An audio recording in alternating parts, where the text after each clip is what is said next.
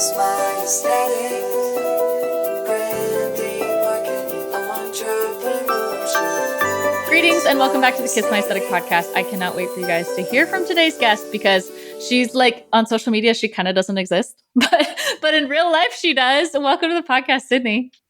Thank you so much for having me. As Michelle said, I rarely post on Instagram, but I do exist. I do look, Yes, it's there. Of course. Oh, and when you're on a trip, like we get the stories from Miss Sydney. Shout out to Rose. Hopefully she listens to this, Miss Sydney. But we were just on my birthday trip together. We were on your birthday trip together in Mallorca, and now we're both in the grind doing our business. But for anyone who doesn't know you yet, can you explain who you are, what you do, and a little bit on how you got started? Sure. So again, my name's Sydney. I run Seeside Creative, and it is a digital marketing agency focused on content creators and e-commerce brands and helping them strategize, dive into their analytics, and grow their revenue. For me, the content creators are in a very specific niche, which is typically over 40, over 50, over 60 women who are in the fashion, lifestyle, and beauty space. So it's like working with your mom or your fun aunt, and it's a blast. And then Michelle and I work on Hotel Lobby Candle together, and then I have a few other clients on the e-com side as well. Oh my gosh. And there's tons to talk about. I think you have like such a good grip on business and marketing in general. And I think what we can talk about is kind of like how we are the opposite coast version of each other. Yes. How do you explain who I am in relation to you when you meet someone new? Okay. So basically I put it this way. Michelle and I went to Miami for a work trip, and immediately upon picking her up from the airport, we got in the car and it was like, we had been lifelong friends. Mm-hmm. And then we started talking about like, oh, we have this many siblings and we've done this and we've done that. And all of a sudden it was like, oh my gosh, are we the same person? But you live on the West Coast and I live on the East Coast. And here we are. I mean, to think like outside of the birthday trips, like we'd only met maybe 3 times in person. And they were all for work trips. So it's kind of crazy to be here now, but yeah, I mean, that's what I say. Yeah, totally. And I think that even since the being on team calls with Hotel Lobby Candle, like we have just a very similar approach to like life and business and travel. But your background is also graphic design. Well, no. Yes and indirectly. No. So, indirectly. Indirectly. Undergrad was biology and Italian, double major. Right. That's right. So nothing. And then I did grad school and got a master's in web design and digital strategy. So that part kind of played into this, but yeah, I mean, I'm self-taught graphic design, everything outside of like a little bit in the master's program. Right. And we both love Canva. Yes. We love Canva. Canva is a godsend. Let's kind of talk about, just to kind of give people context, like how we've worked together and what your skill set is with your clients. Obviously with Hotel Lobby Candle, I stepped in with branding, packaging, and social to start, but now kind of more as creative direction role. How do you describe your role within Hotel Lobby Candle? And then also like your roles and responsibilities with your other clients? Okay, sure. So for Hotel Lobby Candle, I really have been in the email and text marketing space. So we use Klaviyo, and I handle everything from the graphic design of the email to up until now, all the copywriting for that, helping give you direction on the photo shoots of what I need for assets. And then I've also, up until recently, been managing different apps on the Shopify platform of making recommendations for back-end stocks. All the VIP access has been me, little things behind the scenes that you may not realize happen, but they do. Where did you learn all of that stuff? So before I started Seeside Creative, which was July 2020, my corporate job, I worked for a fashion brand, and I was pretty much the only person in-house for digital marketing, and we were on Shopify Plus. And so I had to learn all of it. And then we would take recommendations from consultants, that kind of thing. And then, it's kind of like with WordPress or whatever website you want to use. You go into the, app store, plugin store, you find the best recommendations, the top 5-star ones, and then you do your research. Mm-hmm. So it's a lot easier than you think.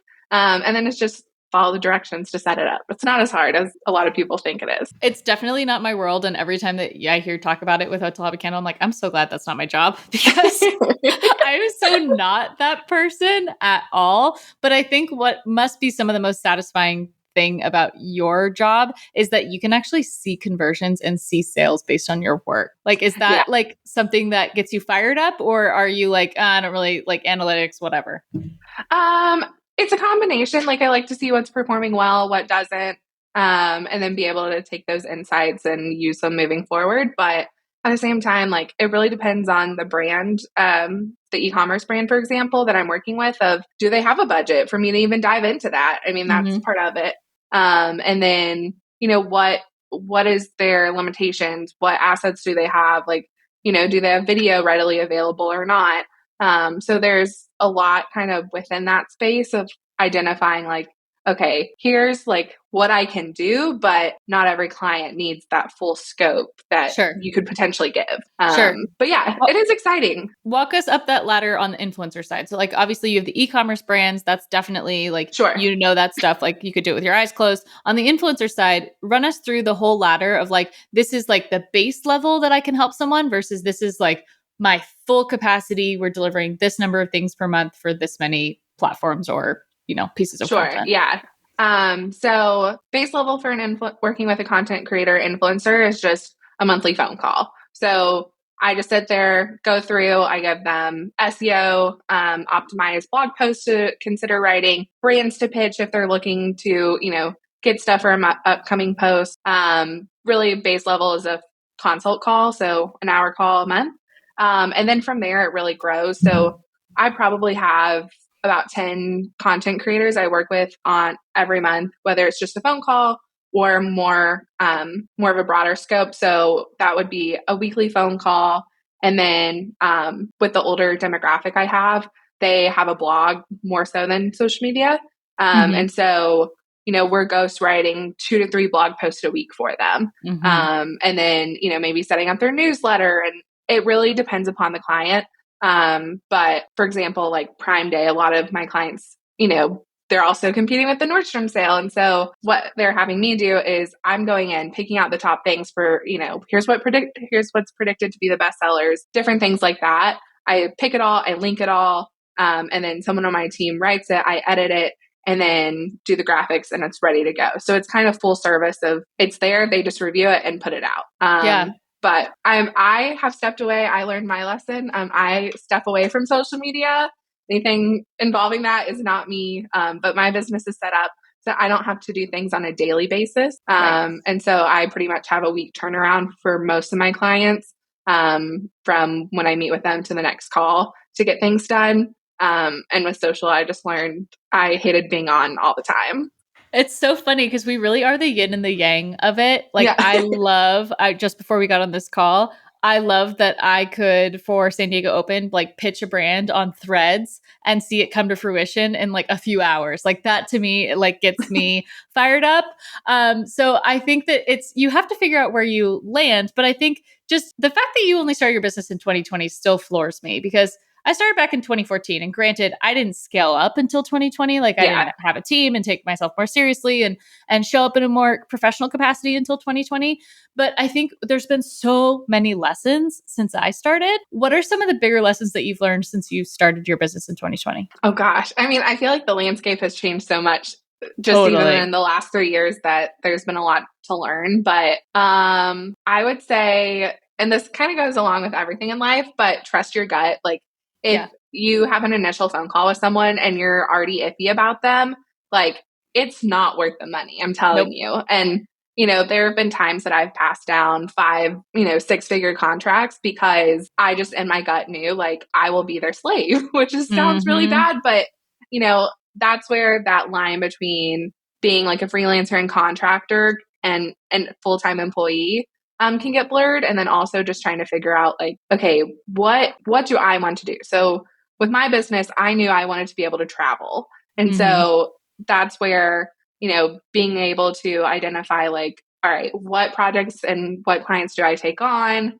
that will allow me to do that long term? And so that's where like trusting your gut really comes in. And then I think the other one, it's a lot harder to do than you realize, but like admitting when you mess up and like there's no one else to hold you accountable. And so, or blame if there is the cause for blame. And so it's like, you have to be able to own up and like realize like, okay, this is what I did wrong. Here's how I'm going to do it better moving forward.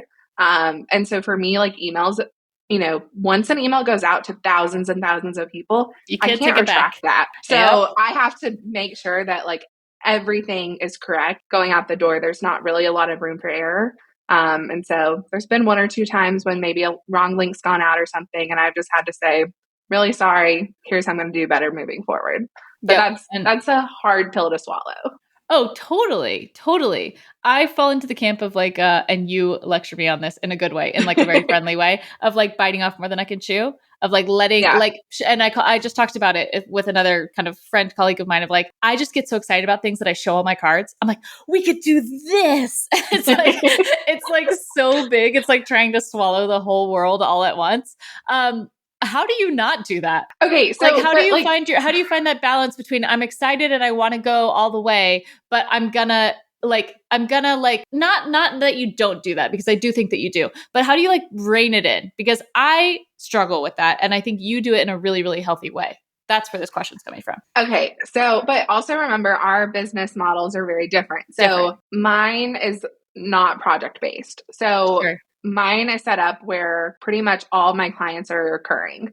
So every month I, for the most part, know what income I have coming in the door, what work to expect. There's not a whole lot of variation for me. Yes, it comes in the form of projects every now and then, but that's where, I kind of have my deliverables, my responsibilities, and that like, I want to do everything for you. They like my clients have other members on their teams as well. So it's not like I'm their sole person that they're working with, which I think is where I'm able to be like, here's my space that I'm in. I can't be everything to everyone. And, learn my boundaries, but I've learned that the hard way, of saying yes to too many things and then like kind of slapped on the wrist. And, it's very easy to be like, I'm going to work at night. I'm going to work on the weekends. I'm going to work all the time. And especially, being single, you fall into that.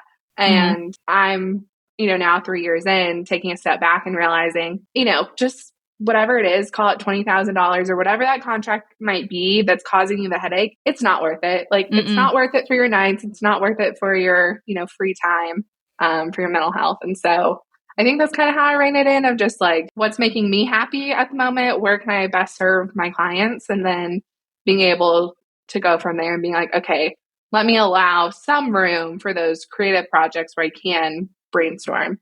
But I also kind of get that out by like talking with you and talking with other people, being like, okay, like I may not be doing it for my own business, but I will certainly give you ideas for yours. Yes. And this is where you and I get like, I think that we saw this on my birthday trip with my friends, is you and I start talking and people are like, it's like you're on speed. Like, are you guys okay? Because we both have, and I actually like memed it over the weekend.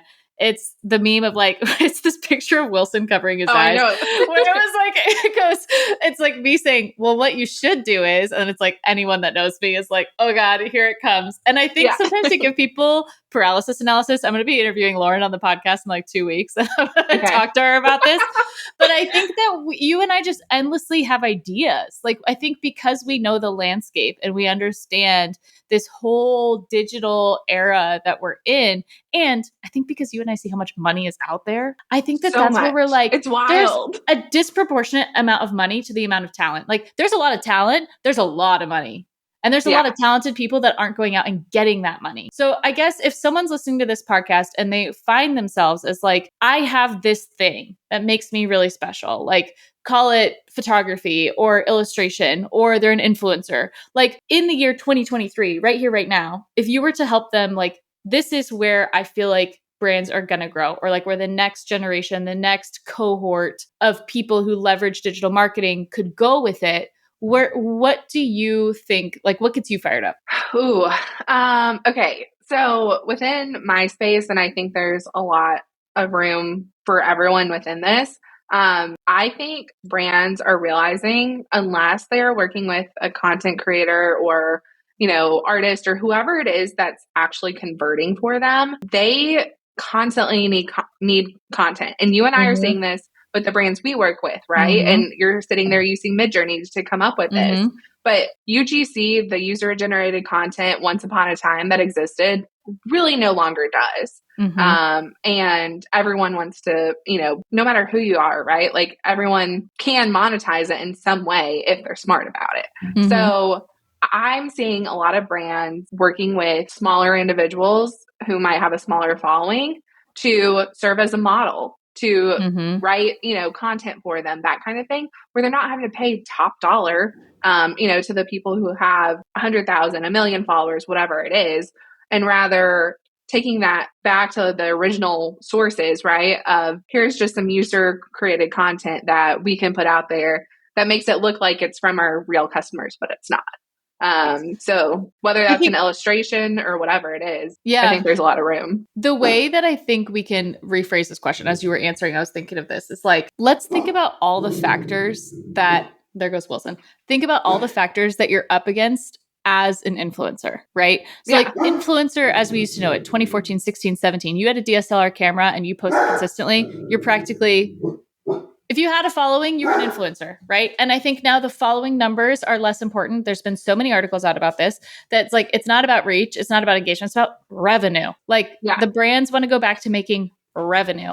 And if they can make higher revenue on less cost, aka more money in the bank for less expense, because the other problem you run into is if you're an influencer and you're slinging products all the time, and I own a brand, like the probability that my stuff not only gets seen, heard, but somebody makes a purchase when they're promoting 9 other products that week, like your chances are slim, right? Oh yeah, for sure. And especially in the age of Amazon, as we're, in Prime Day currently, it's one of those things where, again, it's like, depends on the size of the business you're helping, right?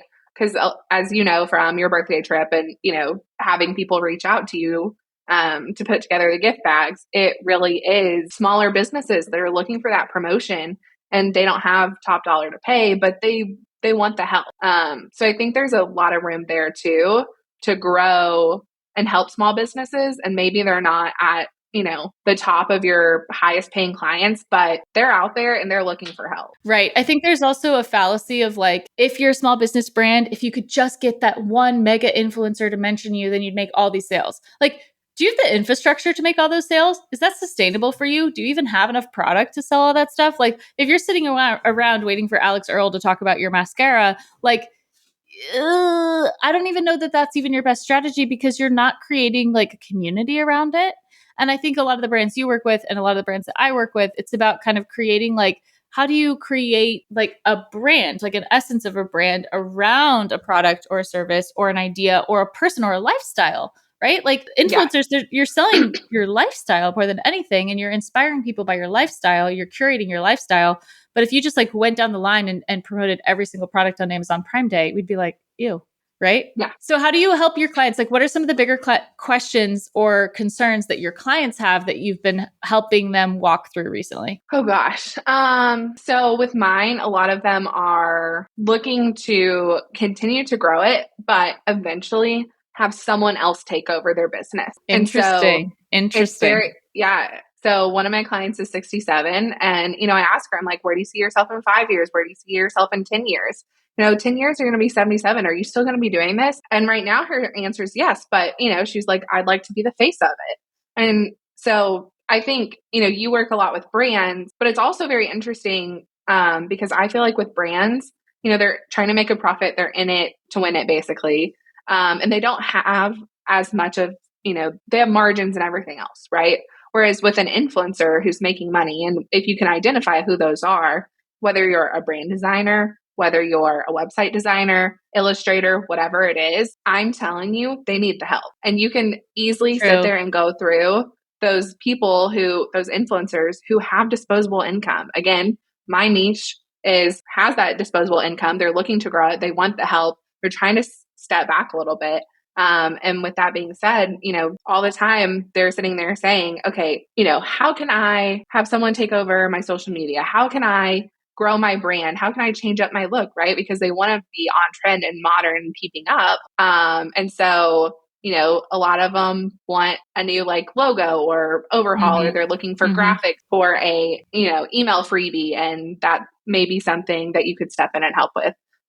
So there's a lot of space within the influencer world of job opportunities where you can step in and help them and make their lives easier. And maybe something that you haven't even thought about, an area outside of brands. When you first started, where did the bulk of your clients come from? It came from influencers. So I Okay. used to, at my old job, gift all of these women and I would gift them clothing. And then I had developed the relationships. And so when I left, I reached out to them and said, hey, listen, I know you're running a blog. I know, you're doing a great job. Do you need any additional help? And then that opened the door and they were like, can you do X, Y, Z? Oh, and then can you do this? And do you know someone for this? And, it just kind of spiraled because a lot of them, you probably don't realize it, but are a one-person team. They might have an assistant or two, but they need the help. And there's no cap on how much money they can make and how much money you can make from them. And that's the nice thing compared to brands, right? They are, probably have a marketing budget, probably pretty limited. Whereas influencers, if you can prove you're making the money, you're going to get paid more. I just had this conversation today with one of our clients. We're going to be producing her podcast. She's an influencer. And we talked about, her ad placement for her podcast. And I said, what are you charging for just like a static post? And she's like, a couple $1,000s. I was like, great, then go sell an ad in your podcast for that or half that. I said, but how many ad spots would you have to sell to cover your costs on us? Like you're paying us to produce your podcast. Like let's get you to a net even, or let's get you in the green. Like if your go get is $30,000 to produce your podcast, then like you have those relationships. I said, think about the ones that are going to be an organic storytelling for you, right? Like if you're making an episode about healthy foods, like go back to those brands that you worked with and you say, hey, remember when I did this really nice piece of content for you? Like, do you want an opportunity to get ad placement in this podcast? And I average between 10 and 20,000 views on my stories. So on my reels and my posts alone, like you're gonna, by factor of sponsoring this podcast, you're going to get more social exposure because I'm going to post about the podcast on my socials. Like those two things go hand in hand, right? So I think finding those opportunities as well, but it goes back to what you said of like the importance of maintaining relationships is so key. And the fact that you were their point of contact at the company and that when you left, you had the ability to reach out. I think a lot of people who message me are like, oh, I don't know where to get clients. I don't know where to get clients. It's like, reach out, like ask, like I think it's a lot easier than people think. I would agree. And I think the moment you like find one, the door starts opening. So like I remember, and maybe you can do this, maybe you can't, but when I first started, right, I had people who I definitely, got from referral. But then what I did was take some of those contacts that I had built really great relationships with and offer a free consult call or offer something free initially to them. I only did it to 2 or 3.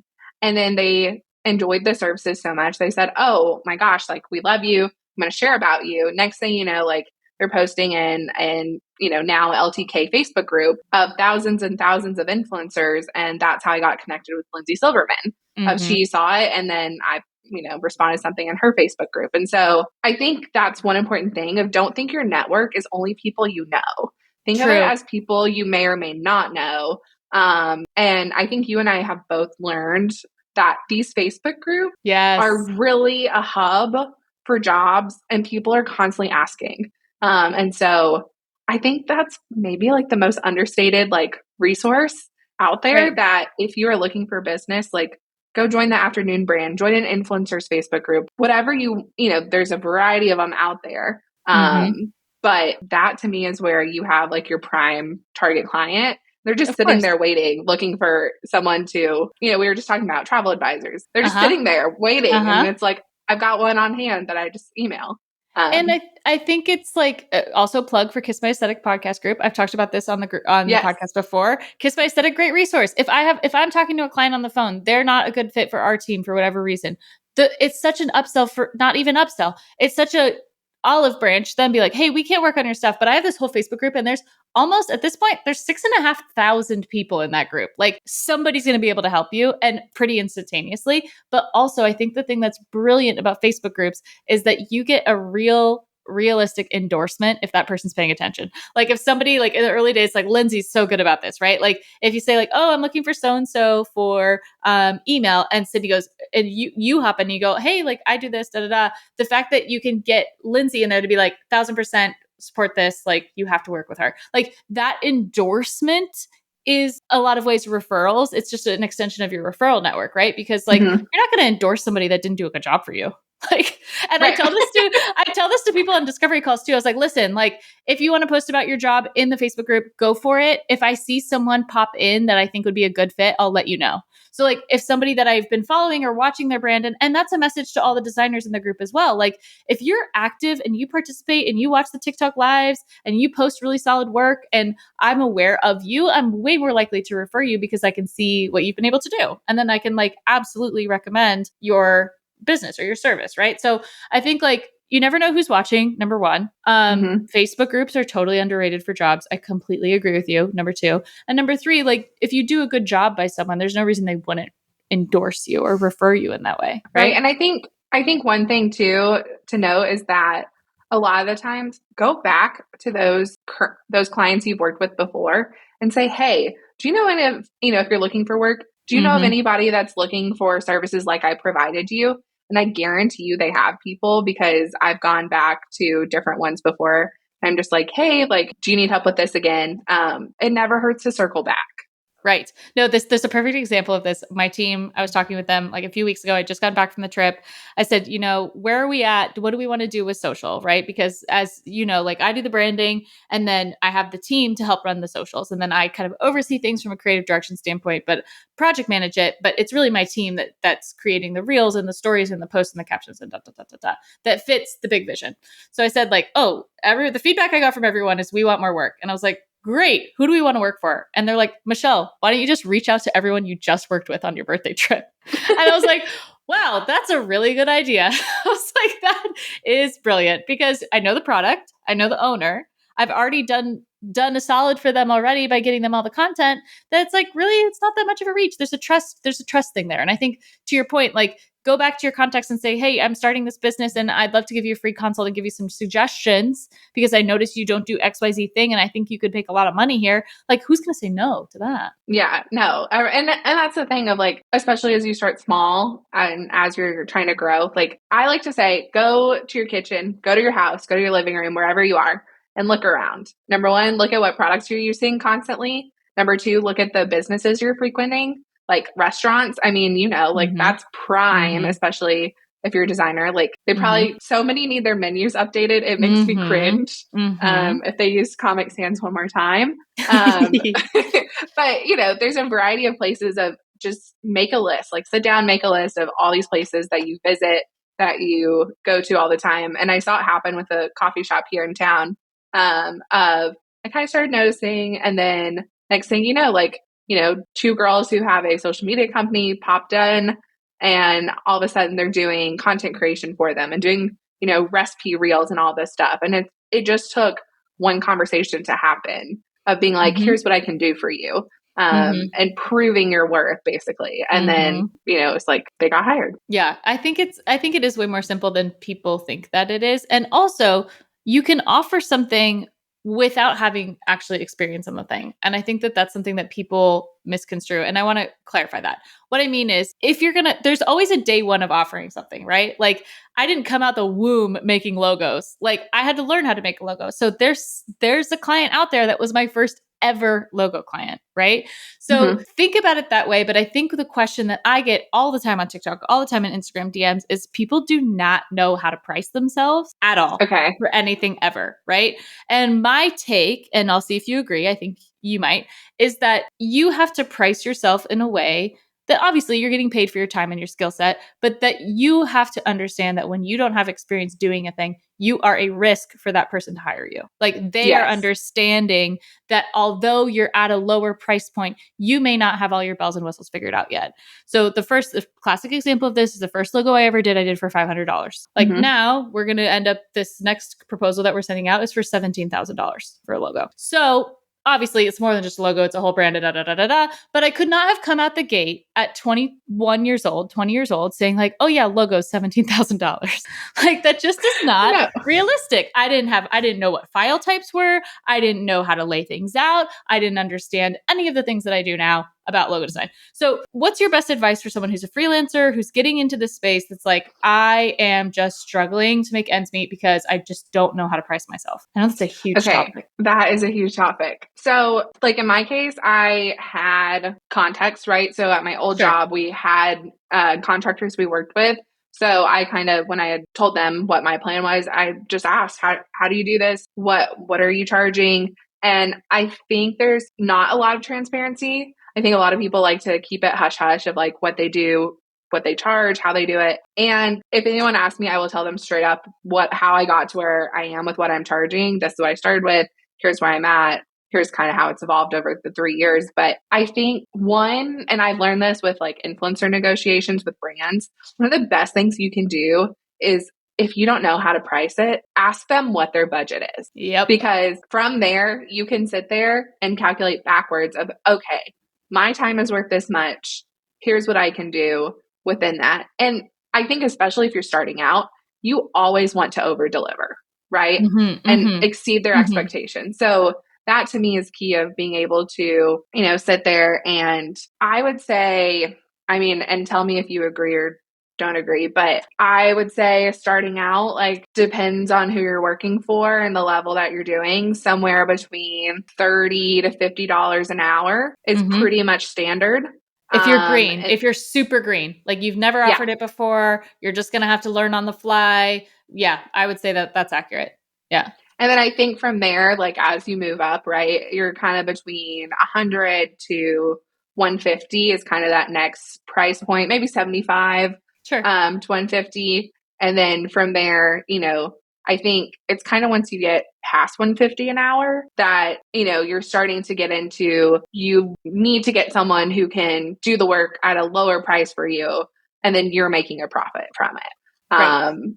Right. And so I think that's kind of similar with how, we both have grown our businesses of like, you just get to this point where it's like, okay, if someone's going to pay me X amount of money, like I'm going to need to have help to help, execute the other things at a lower cost because it just doesn't make sense to be spending all my time on this. That's so time consuming. Exporting files. Great example. Staying in your zone of genius. We talk about that a lot. And I think that the difference there is like, it depends. There's so many factors. It's really hard to like blanket say that these are the ways that you should go because there's also this methodology of like charging hourly, you're punishing yourself for being good and fast at your job. So for our work, which is way more project-based, not retainer-based, which is we're going to deliver you your branding, I would never in a million years charge hourly because that deliverable, the value that it brings to the company is so much more than the time that it took me to make it. Totally. Yeah. You know what I mean? So you do get kind of caught in this gray area, but I think you're right. I think if you're pricing yourself for something you've never done before and you have no idea how long it's going to take you and you have no process and you have no testimonials, you have no workflows, and what I say is like, you're getting paid to learn. Now you're getting paid to learn. And I think that there is some humility in that, right? Of like, hey, we've never done this before. That's fine too. We still do it with my team. We're producing 2 podcasts. We've never produced podcasts. We've produced my podcast, but we've never produced podcasts before. How do you price something like that? So we came in on purpose under market. We said, we're not going to be the most expensive. We're not going to be the cheapest, but we're also not going to be the most expensive because we don't have the experience to garner top of market pricing. So these first 3 podcasts that we're going to be producing are going to be at this rate. And then we have an understanding that the next podcast that we sign to produce, we're going to have a 25 to 50% increase on that price point because that's now going to say like, well, we already have these 3 in our arsenal. Now we know what we're doing. Now we know what the struggles are. We could not anticipate that all of our clients, like, we're going to take off the entire summer to travel with their kids. And like now the podcast is delayed. So that's why you don't really hear me talking about them. But these are things that we need to learn, right? So it's like, is this relationship that we're making with these clients to produce their podcast, are these 2-month contracts? Are these 12-month contracts? Because now that's a totally different use of our time because now we've been having weekly meetings, but we're not making any progress. And all of a sudden that project fee is a lot less because our time alone is now like eating away at that bottom line, right? So it's like you learn all these things. I think you got to start like playing with all the chess pieces. Have you had something like that happen in your business? Yeah. I mean, I think, it starts off as one thing and then it evolves and you're just like, okay, what do I do? And so I think if you like, again, going back to the original question of like, how do you establish what you're charging? I think like at the very base level, if you are going to do a project base, like take what you would think you would charge hourly, right? Right. And like take that, times it by generally however many hours, right? Because at some point, if you're going to offer this, you have to have had a little bit of practice. Yeah. And then take that number and then build in some additional hours, right? That like there's always something that comes up. And I'm sure you already do this, but like whether it's a hiccup and, like you're waiting on them to get you stuff and your time's, ticking or whatever it is, like if you build in some additional time when you're factoring in that like project price, I think it helps. And so that's where, like for me, because all my clients are recurring, there's some that I have set at like a set fee and this is what happens. And then after we go over that, I charge them hourly. And then there's some times where I have clients and they're just like, the work varies so much month to month. Like there's a general base of it, but then it could be 13 blog posts. It could be 5 blog posts. It really just depends on the time of year. And then, from there, it's like, it's somewhat project based, but I think that's the thing of like, don't be afraid to do project based and then bill them hourly if there's additional time spent. You can do a combo.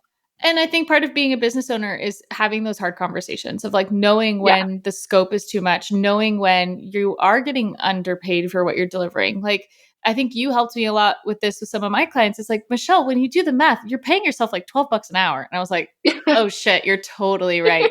I was like, yeah, I should probably rethink that, right? Because you have to know your time spent. And as annoying as it is, time tracking is one of the things I've implemented with my team this year. And it's been so insightful. Because you start to see where your time suck is. Like, okay, I cannot spend this much time on calls. You know what I mean? Yeah. Like, or I cannot spend this many days recording the podcast. like you got to figure out like where is that ebb and flow, right? And kind of like what is the heavy design lift? What is the heavy correspondence lift versus internal? Like, how much time are you reviewing contracts and creating proposals and doing all these things? And how many leads are you getting? And how many are you closing? Like, it's all the stuff that's like it's the nitty gritty that people I don't think talk about enough, but it is your time. And so when you are charging, you have a retainer client and you have to charge hourly, you have to take that into consideration. It's not just what your time is on the one task that you're doing for them. Exactly. But it's saying like, yes, I spent the time doing this, but I also am able to do it this fast because of all these things that I know. And that's what garners your higher rate. And I think one thing with that, don't forget to factor in your communication time. Yes. Because at first I was like, oh no, like I'll only charge, X amount for it. And then I think that's where I learned that lesson really quickly of if people want to have access to you, whether that's texting, email, whatever it is, then they need to pay for it. And that's where building that into that rate is really helpful because like you said, you're having calls and they're going nowhere, but guess what? Like that's still time you are working on it. Like don't discredit that. Yeah. Yeah. And I think that that's something that like, again, it's something that you just constantly have to keep your eyes on, just like your vitals with your health, right? Like you're going to want to know when like your cholesterol is high and your like you need to know those things about your body. Like you should know them about your business and know where strategically you have either room to grow or to optimize or to scale up, scale down. Like isn't it just so much fun being a business owner? Yeah. Well, like, when we hopped on this, you're like, are you taking new clients? And I was like, I really want to say yes, but currently like where I'm at, the answer is no. And I know that, going into next year, I'm traveling quite a bit. And as well, the answer is still going to be no, as much as I would like to say yes. And so I think it's like you said, it's having those hard conversations with yourself as a business owner of like, okay, what like for my mental health, everything else, like once you kind of get to that point where you have a team of you're just like, what makes the most sense for me right now? Yeah. Let's talk about the travel stuff. You've gone on so many amazing trips recently, and I am delighted every time that you go. What do you feel that traveling brings to you as a business owner that you didn't have before you started traveling as much as you do? Besides that, you just enjoy it. You just like love it. Okay. Besides that, but I really do think it like helps you to open up your mind of, just different cultures. I mean, we went out in Mallorca and met up with people, and I think we met 5 different nationalities. And all of a sudden it was like, oh my gosh, like, I'm learning how you do things and like what's special to you. And so I think that, and then I know you've talked about this so much with art history and stuff, but your surroundings, you look around and you're just like, there's inspiration everywhere. Whether it's from copywriting of how you would describe things, illustrations of like, with the Amalfi collection with Hotel Lobby Candle, like what that could look like. I feel reinvigorated every time I travel. And I think it also gives me perspective, reminds me to slow down and like what's important in life.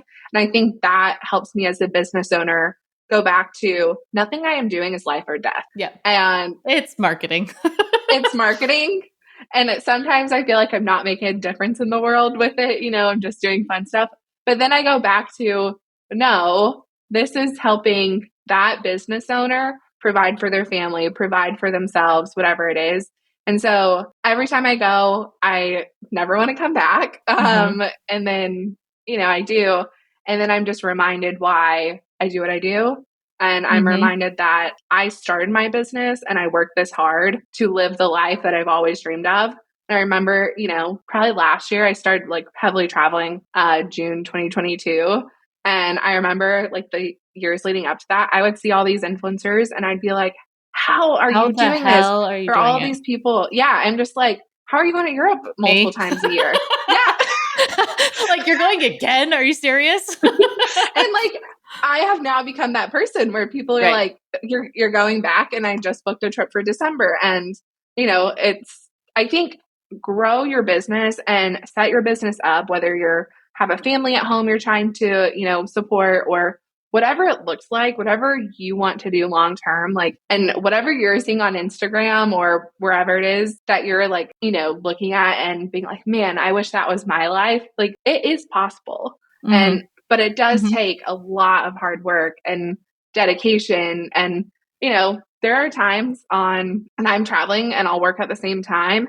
And, I'm like, sorry, I can't, I have to take this call, or sorry, I have to do XYZ. But it's those that's a small sacrifice to be in a foreign country. Totally. To be drinking an Aperol Spritz on a terrace in Italy. Like, yeah, it's the trade-off, right? And I think you and I kind of both hit that moment in our last travels where we're like, all right, I don't think I could do another like sit in a lounge chair kind of day. Like, I'm kind of itching to kind of get back to work, because I think we both take a lot of pride in what we do. But then on the flip side too, it's like I came back and I'm like looking at my to-do list, like, oh my gosh. But then I had to remind myself, like, last Tuesday you were on a boat tour in Mallorca. Like, you can suck it the fuck up. Like, you can suck it up. Like, and I like that, because I think about it with like how in corporate America, you have your work week and your weekend, and you're working Monday through Friday, and then your weekend you get to enjoy. And my structure is just different. I'm like month on heavy work, 2 weeks travel, 2 weeks of weekend, 2 weeks worth of Saturdays and Sundays to just do whatever I want. But like, how lucky am I that I get to roll out of bed on Saturday at 10:30, watch the Kardashians next to my dog, and make money? Oh yeah. Like, yeah. That's cool. That's cool. And as we said before, like, if you are not making money now, there is lots of money to be made. And, like, again, book a call with Michelle, reach out to me, whatever it is. Totally. And we can literally within 5 minutes give you a bajillion business ideas of how you could make more money.